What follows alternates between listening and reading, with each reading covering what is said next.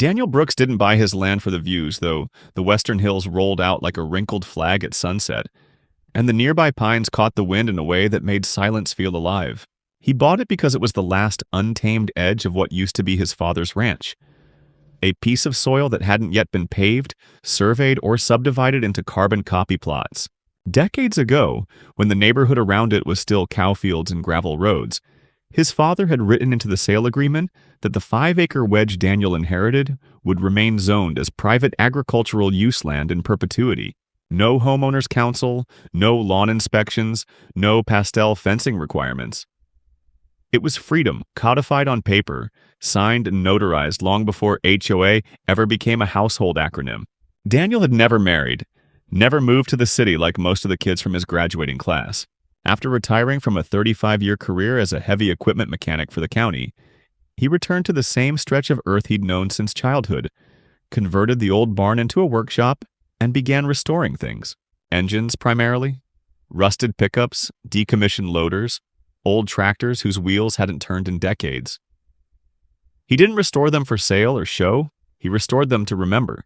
He said little to the newer neighbors that slowly populated the southern edge of the property line, but he wasn't unfriendly. He simply didn't see the point in explaining why he still grew onions in raised beds, or why he repainted his own machinery instead of hiring it out. The land wasn't about image. It was about the continuity of something older than image. Of all the machines Daniel had brought back to life, none meant more to him than the John Deere 2520, a 1971 diesel model that his father had once used to clear the south field after floods.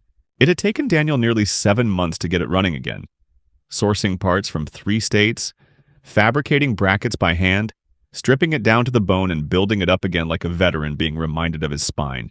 It wasn't just a machine. It was a promise kept. When he finally cranked the engine over and it turned, coughing once before settling into a low, steady growl, he felt something settle in his chest too. Something unnameable but vital. He kept the tractor under the awning beside the workshop, where he could wipe it down every other Sunday and roll it out when needed. Once he used it to haul a load of stone for the neighbor 2 lots down, a young guy with a busted axle and a baby on the way. Word got around that the old man with the John Deere was handy and fair. And though Daniel didn't ask for payment, people brought him things. Smoked meats, spare tools, even a bottle of Kentucky bourbon with a note that just said, "Thanks, neighbor." He didn't ask for favors.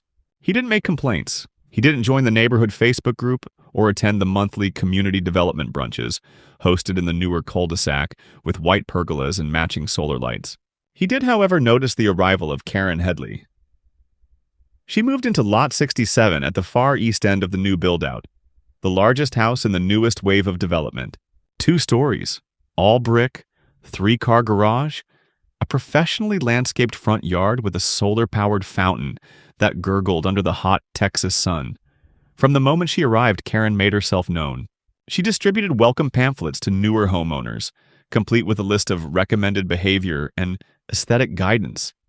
Even though most of it wasn't enforceable, Daniel received one, though his land was not part of the planned development, nor was he legally bound to anything the neighborhood governance board decided. The pamphlet was heavy with passive-aggressive language. Phrases like visual unity, property tone, and shared ecological stewardship. Daniel set it down unread on his workbench and went back to rebuilding a carburetor. The first time Karen came onto his property was a Wednesday afternoon. She didn't knock.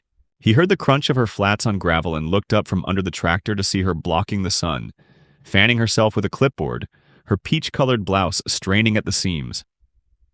She smiled like a teacher about to assign detention. Daniel rolled out from beneath the tractor, wiped his hands on a rag, and simply nodded.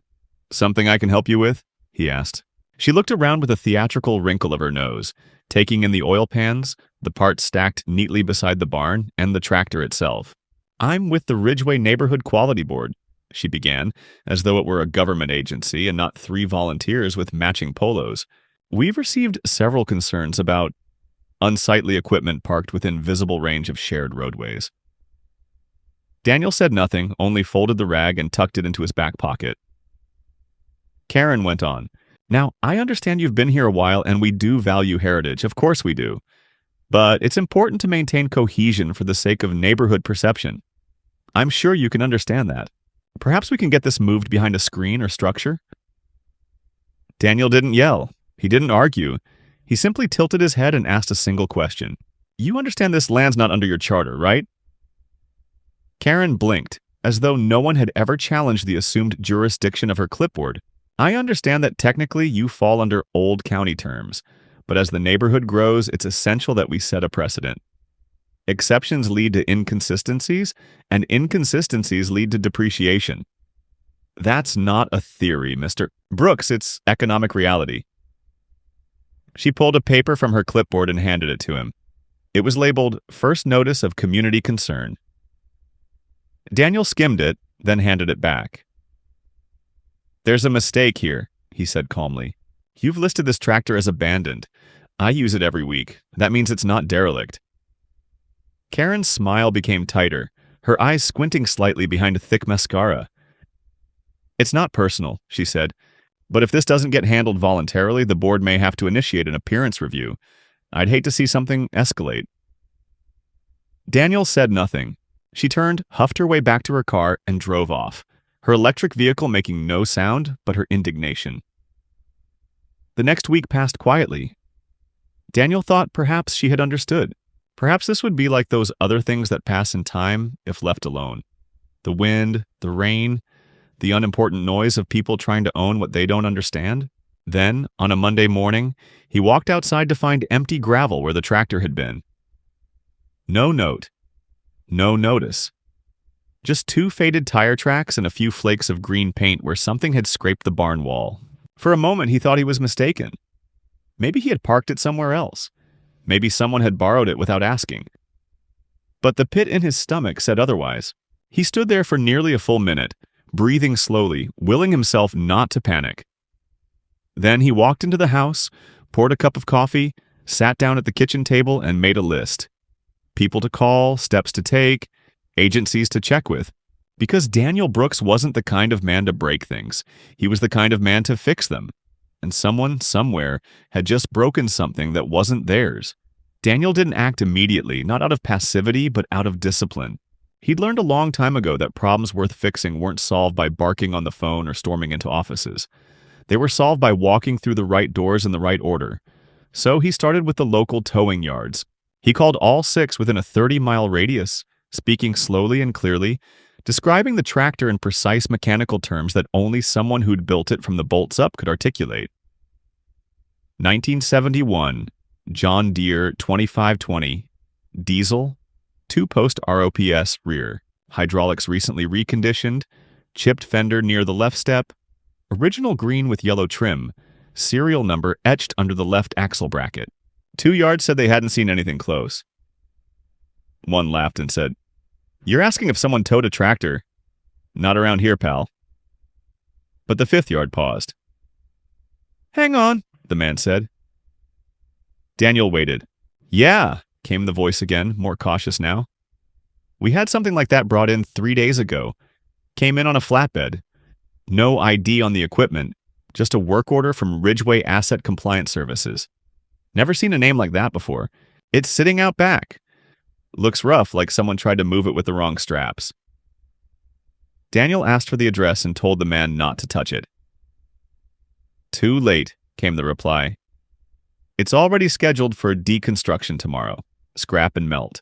You'll have to talk to the yard manager if you want it held." Daniel was in his truck within minutes. He didn't speed. He drove like a man who knew every second counted, but also knew that panic was inefficient. The sun was climbing high by the time he reached the impound lot, a dirt-floored expanse behind a cinder-block building that reeked of oil and desperation. He parked and walked inside. The man behind the counter looked up and immediately seemed to realize who he was. "You hear about the deer?" Daniel nodded. "Manager's out back," the man said, already turning away. Daniel followed the smell of burnt metal through the back gate until he saw it.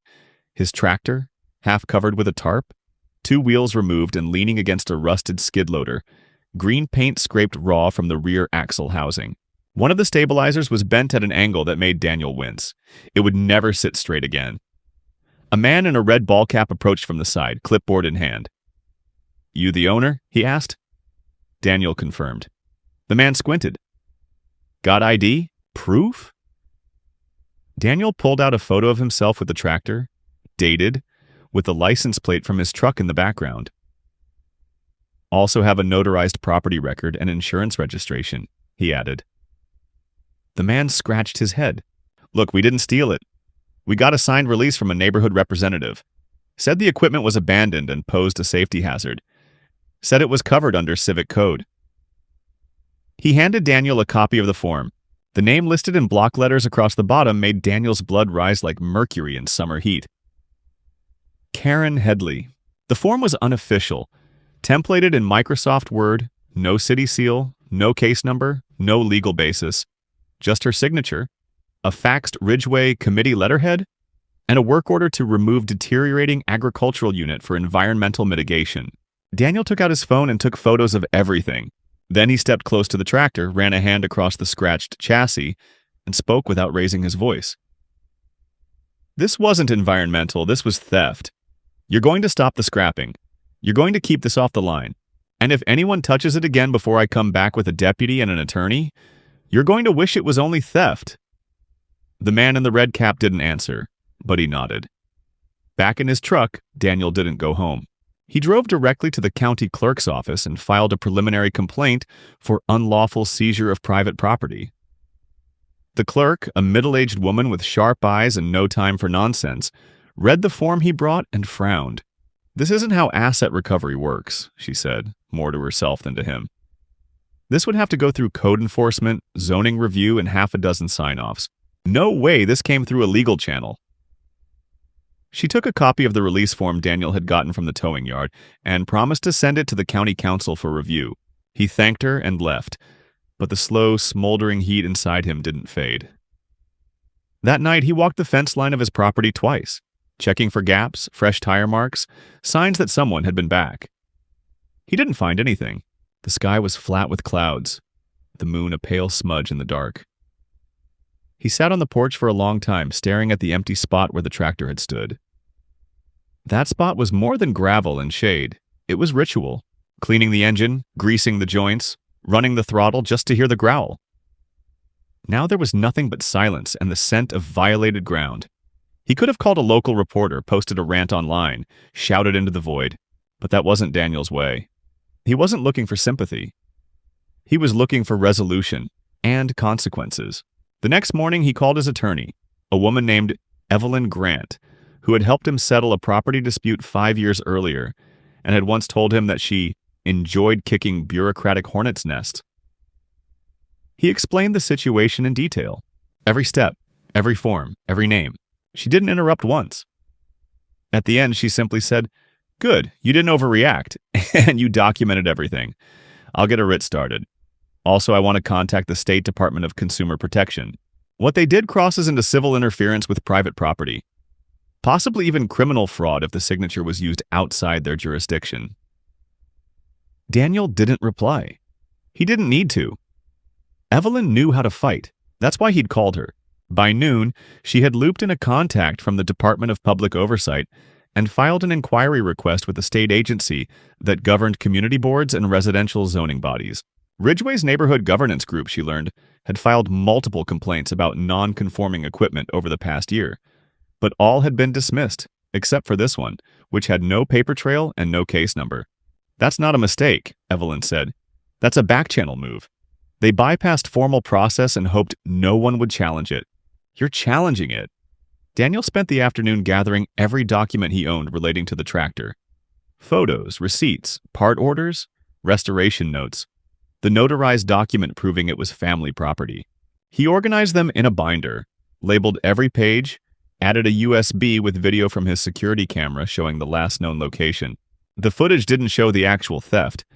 Camera angle was wrong, but the timeline matched perfectly with the yard manager's log. He labeled it anyway. Not because it was a smoking gun, but because order mattered. That evening, just before dusk, a white SUV pulled slowly down the gravel road leading to Daniel's house. It stopped near the gate. The door opened.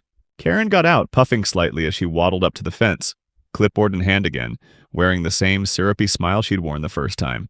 Though this time her eyes were tighter, her tone rehearsed. "Mr. Brooks," she called, "I'd like to speak with you about the unfortunate misunderstanding involving the equipment on your lot. Perhaps we can clear it up without unnecessary legal entanglements. It's important for neighbors to find common ground. Daniel stood on his porch, arms folded. He didn't move. He didn't speak. She waited a moment longer, then added, "We're all part of the same community, after all." Daniel's voice, when it came, was low and level. "No, we're not." Daniel didn't sleep much that night. He wasn't the type to pace or fume or talk to himself in the dark, but something in his chest stayed rigid, like a pulled muscle refusing to release. The image of Karen standing at the edge of his property with that clipboard and condescending tone kept looping in his mind. Not because it surprised him, he'd dealt with people like her before, but because of the sheer audacity it took to not just cross the line, but pretend the line had never existed. The theft of the tractor wasn't the full offense. It was a symptom of a deeper rot, the kind that grew when people started believing that paperwork could replace principles, that signatures could override consent, and that the illusion of authority was more important than legality itself. Evelyn had warned him during their last call that things might move slowly. Bureaucracy never rushed, even when someone had clearly overstepped, but Daniel knew that delay was not in his favor. Every day the tractor remained in that yard, half dismantled and marked for destruction, was a day closer to losing something irreplaceable. So when he woke just after 5, he dressed, poured his coffee, and drove back to the impound lot. This time, he wasn't alone. Evelyn had arranged for a sheriff's deputy to meet him there, a man named Keller, who had a calm, heavy way of speaking and eyes that scanned everything twice before reacting. When Daniel arrived, Keller was already speaking with the yard manager. Daniel walked straight to the tractor, which had been moved slightly from its original position and now sat beside a dented flatbed trailer with mismatched tires. 2 men were nearby, one with a welding torch, the other rifling through a bin of salvaged parts. Keller held up a hand as Daniel approached and asked both men to step away. Then he turned to Daniel and said, "Mr. Brooks, do you recognize this vehicle as your property?" Daniel didn't hesitate. "Yes, I have full documentation going back over a decade. I've brought notarized proof, insurance confirmation, and parts registry." Keller nodded, asked for the documents, and began reviewing them on the hood of his cruiser. After several minutes, he turned back to the yard manager and said, "As of now, this equipment is under a protective hold. Any further dismantling will be considered tampering with evidence pending investigation." The yard manager, red-faced and visibly sweating despite the morning chill, tried to object. "We had a removal order," he insisted, holding up the same flimsy form Daniel had seen the day before. Keller didn't even glance at it. "This order has no legal standing and was not approved through any county or state office. You've processed a civilian property without municipal authorization. That's not an order. That's a liability." Daniel stayed silent throughout the exchange, watching the men slowly back away from the tractor as if it had suddenly become radioactive. He thanked Keller, then left without looking back. As far as he was concerned, the first battle was over, but what came next wouldn't be so procedural. By the following day, things began to shift, and not in his favor. It started small. His mailbox was knocked off its post, not shattered, just loosened enough to hang at an angle as if by accident. Then one of his irrigation lines was sliced open near the edge of the property, right where it bordered the new development lot, so the break was clean. Too clean to be the work of wildlife or wear. Then, late that evening, he found a note taped to his front gate. Typed, unsigned, printed on generic paper. "People who live in the past don't belong in the future. Sell while you still can." Daniel didn't show the note to anyone. He didn't need to. The handwriting might have been absent, but the voice behind it was unmistakable. He reported the incidents to Keller, who documented them and said he'd drive through more often, but Daniel knew this wasn't something law enforcement could resolve with patrol cars and incident numbers. This was pressure. Pressure meant to wear him down, not crush him outright. The strategy was old and ugly. Choke a man's peace until he starts questioning whether the fight is worth it. Daniel had seen it used in land disputes before, especially when expansion plans were at stake. What Karen wanted wasn't just compliance. She wanted removal. His land was a blemish on the uniformity she believed she was creating, a reminder that something older, less controlled, still existed beyond her spreadsheets and subdivisions. But Daniel wasn't a man to be pushed. He called Evelyn and requested that she expand the claim, not just unlawful seizure, but now including harassment, property interference, and coordinated intimidation. Evelyn agreed and filed an injunction to freeze any future actions by Ridgway's board concerning Daniel's property. She also submitted a formal request for an internal audit of the Ridgway Group's complaint procedures. If they've done it to you, she said, they've done it to others. And I'm going to find out how far this goes. The next escalation came the following week. Daniel returned home from a supply run to find 3 men standing at the edge of his driveway. They were dressed casually, slacks, tucked-in shirts, no name tags, but their stance was rigid, corporate. One of them introduced himself as a land valuation consultant working with regional developers, and handed Daniel a brochure printed in glossy color showing a concept map of the neighborhood. Only this map included his land, labeled, parceled, already tagged with a future street name and lot numbers. Daniel flipped through it silently, then handed it back. "You're on the wrong property," he said. The man's smile didn't falter. "This is an opportunity, Mr. Brooks. You're sitting on prime infrastructure potential. We've got partnerships ready to bring in smart grid integration, eco-lot bonuses, high-efficiency housing models. You could walk away with enough to retire twice over." Daniel's answer was simple. "I already retired. Once was enough." He didn't shake hands. He didn't offer coffee. He waited until they left and watched them through his binoculars as they walked back to a parked SUV at the end of the street. On the rear bumper was a Ridgway sticker. That night, Daniel sat at his kitchen table long after the lights had dimmed, reviewing every document Evelyn had sent, every photo he had taken, every printout of Ridgway's board filings. He wasn't paranoid. He was prepared. And somewhere in this mountain of manufactured civility and polite coercion, there was a pattern, a clear trail of overreach dressed up as community improvement. He didn't know where it would end, but he knew where it would not begin. It would not begin with him backing down. The letter arrived on a cool Friday morning, tucked into the mailbox beside a stack of utility ads and the latest tax notice. Daniel didn't expect much from the pile. Most of his mail was predictable, circular, bureaucratic. But the envelope at the bottom was different. It was heavier than the others, embossed with the seal of the State Department of Private Association Oversight. He opened it slowly, his fingers methodical, even as his heart picked up pace. Inside, the letter was direct. A formal notice that a preliminary investigation had been launched into the actions of the Ridgway Neighborhood Board, prompted by a combination of submitted evidence, third-party interviews, and an anonymous tip, alleging misuse of municipal codes to interfere with private property. The notice wasn't a resolution. It didn't promise retribution or reparation, but it was momentum. A system that had ignored him now had no choice but to look. Daniel didn't smile or celebrate. That wasn't how he was built. He simply stood there for a long moment, rereading the paragraph that stated he may be called upon to provide further records and testimony. He welcomed it. There was nothing he wanted more than to say what had been done and show them every line, signature, and scrape of proof. Evelyn called later that afternoon to confirm she'd been contacted by the state's legal office and that an administrative hearing had been tentatively scheduled for the following month. "They're not just looking into your case anymore," she said. "They're pulling financials, emails, property filings. Someone kicked the wrong dog this time." The very next morning, a white sedan pulled into his drive. It wasn't police, not city or county. 2 people stepped out, uniforms neat, state-issued, bearing the insignia of the Environmental Compliance Division. They introduced themselves politely, professionally, and handed Daniel a printed complaint, alleging improper storage of petroleum-based fluids and exposure of deteriorated machinery to runoff zones. It didn't take long to figure out where the complaint had come from. Daniel didn't raise his voice. He didn't argue. He offered coffee, opened the barn doors, and laid out every logbook, every disposal receipt, every dated entry of filter changes and oil transfers. The inspectors, to their credit, did their job thoroughly. They took photos, walked the property line, ran moisture tests in the gravel near the shed, scanned barcodes on his containers.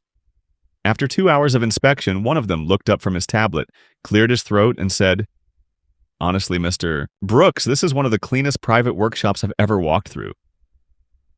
The other inspector, a younger man with the stiff look of someone still new to fieldwork, lowered his voice as they walked back to their car. "Off the record, sir," he said, "you're not the only one who's had this kind of complaint filed. We've had 6 in the last quarter just from this zip code. All from the same source. All dismissed." Daniel nodded, thanked him, and watched their vehicle disappear back down the road. He wasn't surprised. These weren't isolated moves anymore. This was a campaign. That afternoon, Evelyn called again, this time with a sharper tone. She'd uncovered a property development blueprint submitted by Ridgway's chair to a local investment group 3 months prior.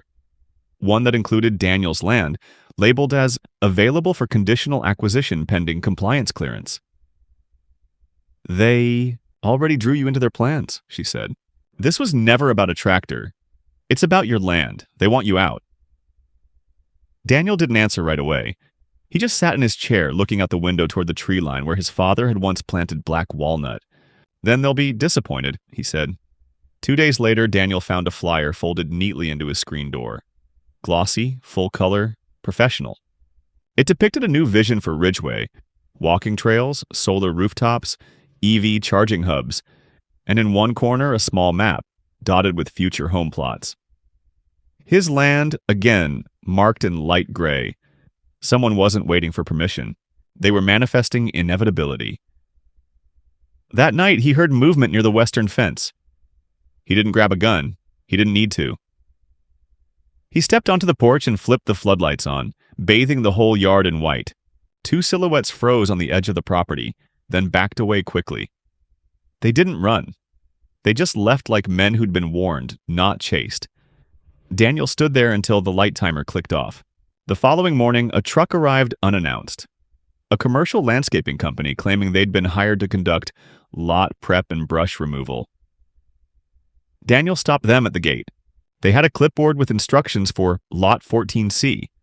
There was no Lot 14C. "This is 1927 Granger Road," Daniel told the man. "This lot isn't for sale. It isn't zoned for your client, and it sure as hell isn't yours to touch." The foreman flipped through the work order, confused. "We were just told to come out and clear the edge line. Someone paid in advance." Daniel asked for a copy of the work order. The client name was blacked out. He sent the paperwork to Evelyn, who added it to the growing file of indirect harassment. A pattern was emerging: pressure through paperwork, erosion by assumption, erosion by slow trespass, not in the form of bulldozers or lawsuits, but by trucks and forms and whispers that rewrote boundaries, not with violence, but with normalcy. The more often it happened, the more people might begin to believe that his resistance was the problem. That Daniel was the outlier, the relic, the stubborn old man standing in the way of progress. But Daniel had lived through too much to mistake strategy for truth. The pressure only clarified the fight. That evening, he walked the fence line with a small notebook, marking places where new stakes had been driven just outside his boundary. Thin, red-topped stakes. Surveyor's markers, none authorized by the county. He took pictures of each one. Then he pulled them out of the ground and dropped them at the edge of his driveway, neatly stacked beside the mailbox like returning garbage to its sender. They hadn't asked permission. They hadn't warned. They simply acted like he didn't exist. But he was still here. And he intended to make sure they remembered. It was early Tuesday when the next line was crossed, not metaphorically, not symbolically, but physically, as Daniel stood at the southern edge of his property and stared down at what used to be his fencing. 3 posts had been ripped clean from the ground, not broken or decayed, but deliberately pulled. Their bases cracked at the anchor points where he'd secured them in concrete more than 10 years ago. The chain that once connected them was now coiled in the dirt like a discarded belt, links twisted and bent by force. He scanned the ground and saw tire marks, muddy, erratic, and fresh, cutting diagonally from the new development road that curled just past Ridgway's final phase of homes. No one had permission to be on this part of his land. No utility crew, no maintenance team, no contractor had called, filed a notice, or knocked on his door. Daniel didn't move for a long time. He simply stood there, the early sun casting long shadows between the broken fence posts, and exhaled once through his nose. This wasn't pressure anymore. This was provocation, and it was intentional. He returned to the house and called Evelyn, his voice calm, but his words clipped, tighter than they had been even during the tractor ordeal. She listened without interrupting, then told him to file a trespass report immediately. Not with the HOA security office, not with a neighborhood complaint form, but directly with the county sheriff's office, with attached photos and documentation. She reminded him that patterns mattered now more than ever. "They're trying to exhaust you," she said. "They want you reactive so they can flip the narrative. Don't let them." He agreed, took the photos, filed the report, and printed a copy for his binder. When the deputy came out later that afternoon, he took notes, asked a few basic questions, then added something that stuck with Daniel long after the cruiser disappeared down the gravel road. "You're not the only one. Another guy off Wilcox Road had a shed mysteriously bulldozed last month. No record, no warning. They're calling it a miscommunication, but nothing happens by accident with these people." The very next morning, Daniel received a certified letter on official Ridgeway letterhead, a notice of architectural non-compliance citing unapproved external structures and visual obstructions inconsistent with community standards. It listed his workshop, his tool shed, and, absurdly, his covered porch as violations subject to review and potential fines pending a formal inspection. The letter was dated 2 days prior, before the fence incident. It was clear now, this wasn't escalation by impulse. It was a coordinated campaign, pre-planned and executed in parallel tracks, some legal, some covert. And now they were coming for everything at once. Evelyn filed for an injunction that same day, demanding a temporary cease order on all further actions by the Ridgeway Board until a full hearing could be held.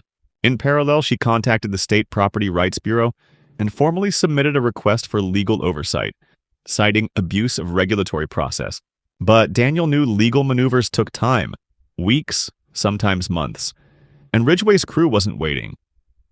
They were trying to bulldoze him into submission before any ruling could reach them.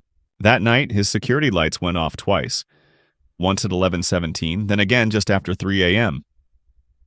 Nothing was stolen, but both times the sensors on the edge of the drive showed movement. He reviewed the footage carefully and caught glimpses of dark figures moving past the trees, never entering the yard fully, just passing through. Close enough to unsettle, far enough to deny. It was a performance, and Daniel refused to play the part they'd written for him. Instead, he turned to the quiet strength of facts. He printed enlarged copies of his original zoning exemption, complete with county clerk stamps and dates that predated Ridgeway's formation by more than 30 years. He laminated them and posted them at the edge of his lot, one near the broken fence, the other beside the driveway, just beneath his American flag. In bold black letters, the message was simple. This land is exempt from RNB, jurisdiction by county law. Unauthorized entry is trespass, all activity recorded. It wasn't a threat. It was a reminder, to them and to himself, that law still mattered, but law didn't stop them. 2 days later, a landscaping crew showed up again, this time claiming they were sent to evaluate erosion impact near the southern slope of Daniel's property. He didn't let them pass the gate. When he asked for paperwork, the foreman shrugged and said the order came from Community Risk Management. Daniel demanded names, documents, signatures, got none. He called the county environmental office and asked whether they had any pending evaluations for his parcel. They didn't. The report they'd received showed no environmental concerns and had been marked closed months earlier. It was fiction. They were just creating motion to fabricate presence. The more trucks that came, the more workers appeared in his field of view. The more it would feel to the neighborhood like Daniel's property wasn't his anymore. That was the real game. Perception before possession. That weekend, someone placed a for sale sign at the edge of his driveway. Not a listing, not from a realtor. Just a white sign staked into the soil with block letters, "Future home sites available." Clean lots only. Daniel tore it down without a word, but the rage settled deeper in his chest like coals left to smolder. That same night, he heard shouting down the road, an argument between two Ridgeway residents that started as noise and quickly turned to names. Through the window, he caught pieces of it. One accusing the other of dragging the whole street down. The other screaming that, "This isn't a cult, it's a damn neighborhood." There were fractures forming beneath the polished surface. Not everyone agreed with the direction things were going. Some were starting to feel the squeeze, too. It was only a matter of time. On Monday, the turning point came. Daniel received a call from Evelyn, but she didn't sound angry or stressed. She sounded focused. "They filed a lien," she said. They claimed unpaid community assessments tied to your parcel, even though legally you've never been subject to those assessments. They're attempting to attach financial liability where they have no jurisdiction. It's fraudulent.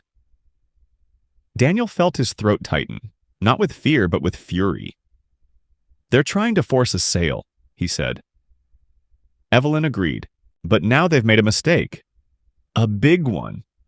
The moment they recorded that lien with the county, they exposed themselves to criminal review. I'm escalating this. Later that evening, Daniel walked the perimeter of his land again, slow and deliberate, the sun casting long orange light across the field. He didn't carry a weapon. He didn't shout into the wind. He just walked and listened and waited. Whatever came next, he knew one thing for certain. He would not be leaving. Not for their flyers, their trucks, their fake orders, or their signs. He had something they would never have. Roots. And soon they were going to find out what it meant to try and rip out a man who still remembered what it meant to hold his ground. The letter that arrived next wasn't printed on Ridgway's usual self-important letterhead, with gold accents and thick paper that tried too hard to be taken seriously. It was a simple government-issue envelope, standard cream, marked from the state, Bureau of Civil Claims, and it carried the weight of something real. Daniel opened it slowly, scanning the contents with measured breath, and felt the air tighten around him as the words settled in. A formal notice that the state had accepted Evelyn's escalation and was initiating a direct review of the lien filed against his property, citing not only potential fraud, but also procedural abuse and violation of private landowner protections under statute codes that, according to Evelyn's attached notes, hadn't been invoked in over a decade. This was no longer about a board overstepping. This was now an active legal probe, and Ridgway, for the first time, had to respond to someone they couldn't manipulate. Daniel didn't celebrate. He didn't call anyone. He simply walked out to the workbench in his shop, laid the letter beside the folder that had grown thicker each week, and began tightening the hinges on the rear gate. Something told him that just because justice was finally catching up didn't mean the attacks were over. Not yet. And he was right. 2 nights later, sometime after midnight, the floodlights on the west side of the property clicked on with a loud mechanical thunk. Daniel was already half awake. He never slept deeply anymore, and by the time his boots hit the porch, he could see the movement through the trees. 2 figures darting along the far edge of the fence, crouched low, moving fast, clearly not random. Trespassers. These weren't kids, and they weren't amateurs. They were trying not to be seen. He stayed in the shadows of the house, watching silently, letting them think the light was automated and not triggered by something specific. One of them moved toward the edge of the field, right where the irrigation trench ran, and knelt. Daniel waited. When the figure rose again, there was a glint of metal in his hand. Looked like cable or wire. And then he retreated quickly into the trees. The whole event took less than 3 minutes. The next morning, Daniel found what they had left. Thin sensor lines, poorly buried, snaking toward a nearby utility pole. Whoever had sent them was trying to install monitoring without permission, surveillance, and badly done at that. Daniel cut the lines, took photos of every inch, and delivered them to the sheriff's office personally. Deputy Keller met him outside, took one look, and muttered, "Now they're getting stupid." Keller didn't need convincing anymore. He had been tracking every incident since the beginning, and this latest stunt put the nail in a growing file marked malicious interference. Daniel didn't want a war, but Ridgway had long passed the point of plausible deniability. And now they were sloppy. That meant they were afraid. The shift became public when, just days later, the state issued a temporary suspension of Ridgway's board authority pending a full review. That news hit like a thunderclap. Suddenly, the endless chain of letters, inspections, threats, and false citations stopped. No more landscapers, no more surveyor flags, no more bogus fines, just silence. But silence didn't mean peace. Karen broke it herself. She arrived at Daniel's gate unannounced in the middle of a blustery afternoon, bundled in her oversized trench coat that did little to hide the sweat on her forehead or the tension around her jaw. She stood there, hands on her hips, as if still trying to summon the version of herself that once thought she ran the world. "Mr. Brooks," she called out with the same falsely cordial tone she always used. Daniel stepped outside but said nothing. Karen's eyes scanned the fence, the signs, the newly reinstalled cameras. "We both know this has gone too far," she said, voice trembling slightly. None of this had to happen. You could have cooperated. This land was never meant to be walled off from progress. Daniel tilted his head and waited. She went on. I was trying to create something sustainable, organized, predictable, safe. You've undermined everything we built. Daniel finally spoke. You didn't build anything. You papered over the truth and called it vision. Karen's lip curled. Do you know what they're saying about me now? That I forged documents? That I manipulated process? That I lied? I could lose everything. Daniel didn't blink. You already did. She didn't argue further. She turned sharply and left, her steps uneven, her breath heavy, as if her own authority had finally grown too large for her to carry. Later that evening, Daniel received a call from Evelyn. You're not going to believe this, she said, not hiding her satisfaction. Karen submitted her resignation to the oversight board, effective immediately, and her name has been flagged in 2 separate state-level complaints about mismanagement and falsified filings. She's done. Daniel said nothing at first. Then he exhaled, low and long. Good, he said. The next day, a state investigator visited his property. Not for an inspection, but to take an official statement. Daniel walked him through everything, showed him the folder, the photos, the video stills, the cut wires, the notarized forms, the timestamps, the receipts. The man didn't interrupt once. When it was over, he said something Daniel wouldn't forget. You did everything right. Most people don't fight this far, but you held the line. That night, Daniel walked his land in full. The fences were intact, the gates were locked. The porch lights flicked on, warm and steady. He paused near the workshop, reached out, and ran his hand along the side of the restored tractor, now fully returned and repaired after the impound yard, freshly polished. It was more than a machine. It was a survivor. Just like the land, just like him. No one would take it again. Not by force, not by paper, not by silence, not ever. By the time spring returned to Granger Road, the soil was softer, the wind warmer, and the silence no longer carried the weight of waiting. The harassment had stopped entirely. Not slowed, not shifted tactics, but disappeared, as if someone had finally pulled the plug on the operation. Ridgway's board had been dissolved temporarily by court order, pending further restructuring and compliance audits.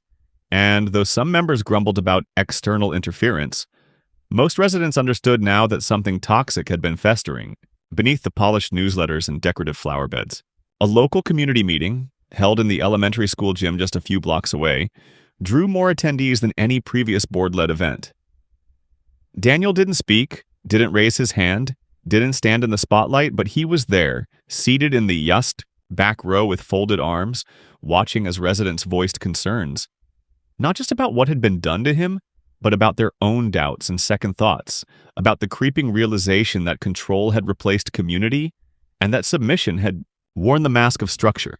When someone asked about Karen, a brief silence fell, before the interim moderator explained that the state had taken over her case, and that any attempt to restore her authority would be blocked until the investigation was complete. There was no applause, only a few quiet nods, and that silence said more than any speech could. A week later, Daniel received a certified letter from the county recorder's office. Inside was confirmation that the fraudulent lien had been fully expunged, that all remaining claims filed against his property were void, and that a formal public correction had been issued in the county's online registry clarifying the exemption status of his land. It was, in bureaucratic terms, a final victory, the kind of documented closure that made it impossible for anyone to try again. Evelyn called him the same day, her voice less clipped, almost relaxed, telling him that the case file had been closed with a full ruling in their favor, and that Ridgway's new oversight framework would be required to submit all future regulatory proposals to external review for a minimum of 5 years. She told him he had set precedent. Daniel said little in response, only thanked her with the quiet tone of a man who didn't need to win loudly. He only needed the truth to hold. By midsummer, Daniel had rebuilt the damaged section of his fence with reinforced posts and a fresh coat of sealant. He didn't do it because he expected more trouble, but because it mattered to finish what had been disrupted. The broken line had symbolized an open wound, and now, sealed and sturdy, it marked something returned. The sign he placed at the edge of the drive was simple. White wood, black letters, no threats, just a statement. private property. Not for sale. Do not inquire. He didn't care if anyone thought it was excessive. He cared that no one misunderstood him again. Neighbors began stopping by more often, some with coffee, others with pie, one even with a handwritten note that just said, "I'm sorry I stayed quiet." Daniel accepted them all without fanfare. He didn't hold grudges, but he remembered everything. The silence had cost him more than the tractor or the fence. It had cost him time, peace, and the slow erosion of trust in a place he once thought untouchable. But piece by piece, he saw that not everyone had agreed with what happened, and that, quietly, many had rooted for him even if they'd been too afraid to say so out loud. One evening, as the sun lowered behind the distant ridge and the sky turned amber with heat haze, Daniel rolled the tractor out from under its awning, let the engine warm, and drove it slowly down the perimeter path he'd carved years ago, the tires, kicking up small clouds of dust. He passed the rebuilt gate, the corners of the field where he used to watch rabbits dart at dusk, the old walnut tree now heavy with new growth. When he finished the loop, he parked the tractor beneath the light on the barn, shut it off, and sat for a long time on the wheel well, watching the sky shift into night.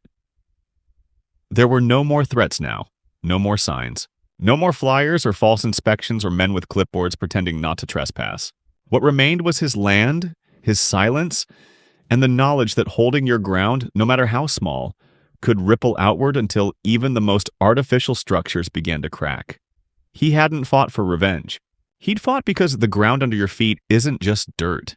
It's legacy. It's principle. And when someone tries to write your name out of your own history, you don't whisper your answer. You engrave it into the soil.